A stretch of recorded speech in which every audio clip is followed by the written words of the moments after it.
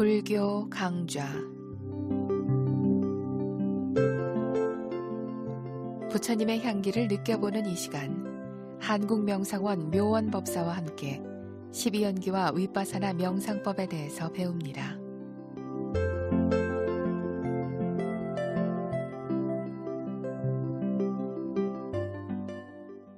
오늘은 부처의 조건에 대해서 말씀드리겠습니다. 여러분, 12연기법을 발견하신 분은 부처님이십니다. 부처님만이 연기를 발견합니다. 그리고 부처님께서 연기를 발견하신 뒤에 오온을 발견하시고 그리고 팔정도 위파사나 수행을 통해서 깨달음을 얻으셨습니다. 오늘은 이러한 부처님에 대해서 말씀드리겠습니다. 부처님은 BC 623년 5월 보름날 네팔의 인도 국경지대인 가필라성 룸비니 동산에서 왕자로 태어나셨습니다. 그의 아버지가 정반왕이었으며 어머니가 바로 마야 부인이셨습니다. 그러나 부처님이 태어나신 지 7일 만에 사랑하는 어머니가 세상을 떠났습니다. 그러자 어머니의 동생인 마파자삐띠 고따미가 다시 왕과 결혼해서 태자를 양자로 삼아서 유모인 난다가 태자를 보살폈습니다. 이때 뛰어난 왕자의 탄생이라는 이름으로 모두 크게 기뻐하였습니다. 어느 날 아시타 칼라세말라라는 선지자가 이 소식을 듣고 기뻐하면서 왕자를 보려고 왕궁을 방문하였습니다. 왕께서는 이에 예기치 않은 방문에 크게 기뻐하시고 경의를 표하기 위해 왕자를 데려오게 하였습니다. 그런데 놀랍게도 왕자가 발을 움직여서 선지자의 헝클어진 머리 위로 올려놓았습니다. 그 순간 선지자는 왕자가 장차 큰 인물이 될 것임을 예견하고 그 자리에서 일어나 합장하고 예를 표했습니다. 그러자 정반왕께서도 마찬가지로 왕자에 대해서 경의를 표했습니다. 그 위대한 선지자는 처음에는 기뻐하더니 곧 슬픔에 빠졌습니다. 옆에서 그 이유를 묻자 그는 이 왕자가 장차 완전히 깨달은 부처가 될 것이므로 기뻐서 웃는 것이고 자신은 그 전에 죽어서 무색계에 태어나기 때문에 부처님의 수승한 가르침을 배울 수가 없기 때문에 슬퍼하는 것이라고 말했습니다. 이렇게 태어난 왕자는 바라는 것이 충족되었다라는 뜻의 시달타라는 이름이 지어졌습니다. 그리고 그 왕자의 성은 고따마였습니다. 그래서 고따마 시달타가 되었습니다. 고대 인도의 관습에 따라서 많은 박식한 바라문들이 장명의식을 위해서 왕궁에 초대되었습니다. 그들 가운데 8명의 특출한 사람들이 있었습니다. 왕자의 특징을 조사한 후 그중 7은 2개의 가능성을 나타내는 2 손가락을 들어 보이면서 전 세계를 지배하는 왕이 되거나 부처가 될 것이라고 말했습니다. 그러나 가장 젊고 지혜가 있어서 누구보다도 뛰어난 콘다나는 이마 위에 있는 머리카락이 오른쪽으로 돈 것을 가리키면서 한 손가락만 들고 이 왕자는 출가하여 부처가 될 것이라고 단호하게 선언하였습니다. 여러분, 고따마 시달타 부처는 이렇게 태어났습니다. 원래 부처님은 태어나신 날이 음력 보름입니다. 그리고 깨달음을 얻은 날도 음력 보름입니다. 또한 부처가 되셔서 반열반을 하신 날도 음력 보름입니다. 사실 저희가 알고 있는 탄신일과는 조금 다릅니다. 그리고 출생 연대도 상좌불교와 대성불교가 약간 차이가 있습니다. 또한 부처님께서 전법을 펴신 횟수도 상좌불교에서는 45년으로 기록되어 있고 대승에서는 48년으로 말합니다. 그러나 이런 연대나 날짜는 오늘 이 자리에서 크게 중요한 것은 아닙니다. 우리가 알고자 하는 것은 바로 부처의 탄생의 의미입니다. 여러분, 진정한 의미에서 한 생명이 생겼다 사라지는 것의 기준을 어디에다 둘 수 있겠습니까? 그렇습니다. 생명은 호흡과 호흡 사이에 있습니다. 호흡이 끝나면 죽습니다. 그러므로 생명은 호흡과 호흡 사이에 있습니다. 그러나 마음은 호흡보다도 더 빨리 일어났다가 사라집니다. 그러므로 무엇도 변하지 않는 것이 없는데 엄밀한 의미에서는 한순간에 죽음과 탄생이 있다라고 볼 수 있는 것입니다. 그래서 우리가 생일이다 뭐다 하는 것은 큰 의미가 없지만 그래도 무엇인가를 기억하고 기념하고 그 뜻을 되새기 위해서 생일을 정하는 것입니다. 오늘 제가 여러분들께 드리는 말씀은 부처님께서 직접 설하신 말씀을 기록한 빨리어 경전에 근거한 것입니다. 여러분, 부처님은 인도의 마가다국의 방언이라고 알려진 빨리어를 사용하셨습니다. 당시의 상류 계급은 산스크리트어를 사용했습니다. 빨리어는 서민들이 사용한 언어로 알려져 있습니다. 이 빨리어는 문자가 없어서 우리가 알고 있는 빨리어 경전은 비구들에 의해서 암송되다가 스리랑카에서 싱할리어로 기록된 폐업경에 의해서 지금 현재 우리들에게 전해지고 있는 것입니다. 빨리어로 붓다라고 하는 말은 아는 자라는 말입니다. 또는 깨달은 자라는 뜻입니다. 이 말을 한문으로 음사한 것이 불입니다.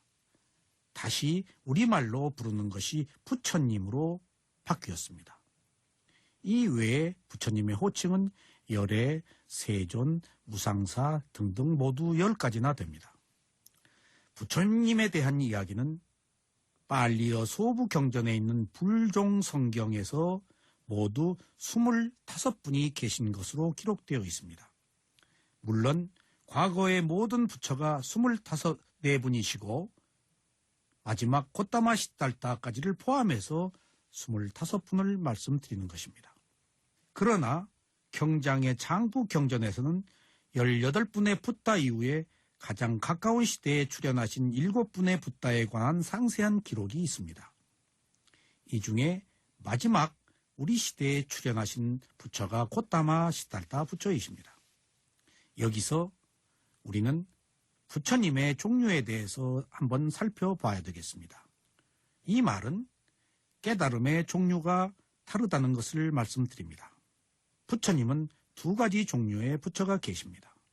그러나 더 크게 분류하면 붓다를 아라한이라고 하므로 깨달음의 차원에서 보면 3가지로 분류할 수도 있습니다. 첫째, 부처님을 삼마삼붓다라고 합니다. 이 말은 정등각자라는 말입니다. 앞서 밝힌 25분의 부처가 모두 삼마삼붓다이십니다. 모두 정등각자이십니다. 이 말을 다른 말로는 안욕따라 삼막삼볼이라고도 합니다. 우리가 부처님이라고 하는 분들이 모두 여기에 포함됩니다. 삼마삼붓다라는 말은 모르는 것이 없는 위 없는 깨달음을 얻은 자를 말합니다. 그러므로 최고의 완성된 지혜를 가진 자를 말합니다. 또한 스스로 깨달음을 얻은 자라는 뜻도 있습니다. 부처님은 어느 누구로부터도 가르침이 없이 스스로 깨달음을 찾아서 얻은 실로 위대한 분이십니다. 그러나 부처님이 밝히신 법은 스스로 만들어낸 것이 아니고 원래 있는 법을 찾아내신 것에 불과합니다.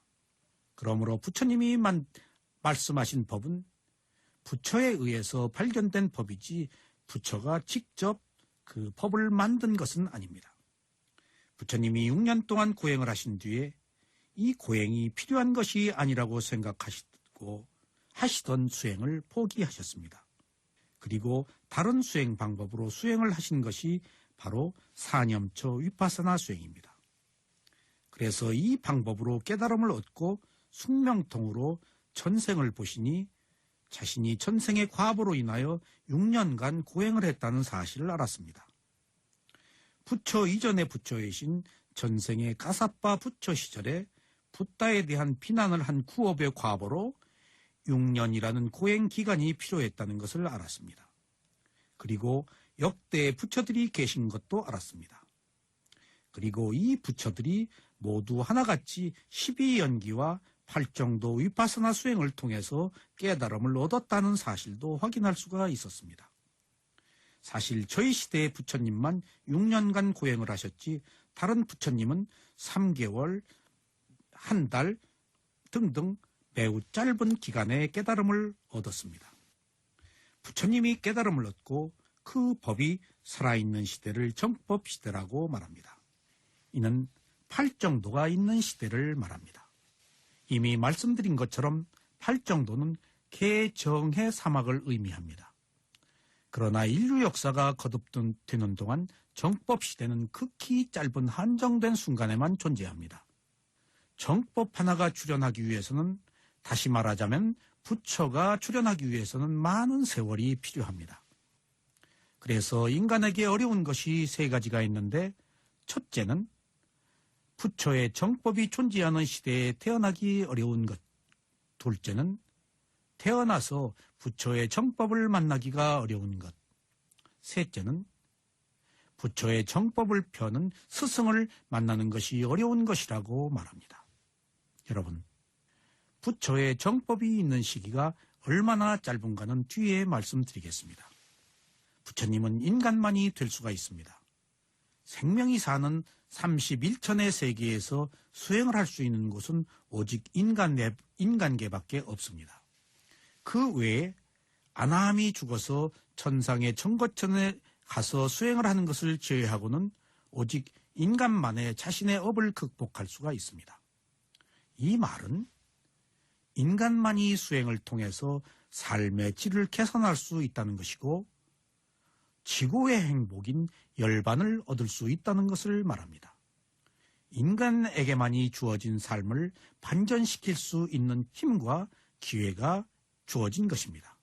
그렇지 않은 생명은 모두 자기가 지은 업대로 살아야 하고 천상에서는 자기가 사는 곳의 수명대로 살아야 합니다. 부처가 되기 위해서 도를 구하는 자를 보살이라고 말합니다. 이 말을 빨리어로는 보디사tta라고 말합니다.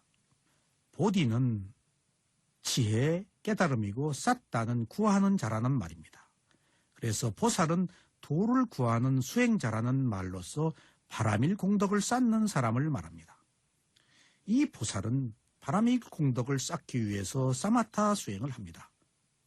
그러나 위파사나 수행을 하지는 않습니다.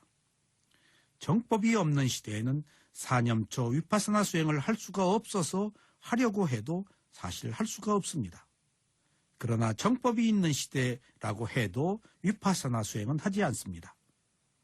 만약 위파사나 수행을 해서 열반에 들면 수다원이 되어서 7생 이내에 아라한이 되기 때문에 태어나지 않기 때문입니다. 그래서 오직 부처가 되기를 서원을 세우고 바라밀을 쌓으면서 인고의 세월을 삽니다. 고타마 붓다께서도 무수한 세월을 보살로 살아오다가 선업의 공덕이 가득 차 때가 도래하여 부처가 되신 것입니다. 여러분, 부처는 생명이 사는 모든 세계에 최고의 바라밀 공덕을 쌓은 그 과보로 붓다로 출현하십니다. 보살의 의미는 부처가 되기 위해 공덕을 쌓는다는 것, 그 이상 아무 의미가 없습니다. 사실 우리가 지금 알고 있는 여러 종류의 많은 보살은 현재 부처를 말하는 보살과는 의미가 다릅니다. 보살은 단순히 구도자의 입장에 있을 뿐이지 어떤 특별한 능력을 가지고 있는 존재는 아닙니다. 오직 부처가 되기 위해서 바라밀을 쌓는 보살은 3가지 종류가 있습니다. 첫째, 지성적인 보살입니다. 이 보살은 외적 대상에 대해서 숭배하지 않고 지혜를 개발하기 위해 노력하는 보살입니다. 그래서 열심히 명상을 선호합니다. 둘째, 헌신적인 보살입니다. 이 보살은 믿음과 신앙심이 깊어서 신앙에 대한 확신이 강합니다. 그래서 불상을 경배합니다. 셋째는 활동적인 보살입니다. 이 보살은 언제나 남을 위해서 활동적으로 봉사합니다. 봉사를 해서 얻은 기쁨을 행복으로 알고 노력합니다.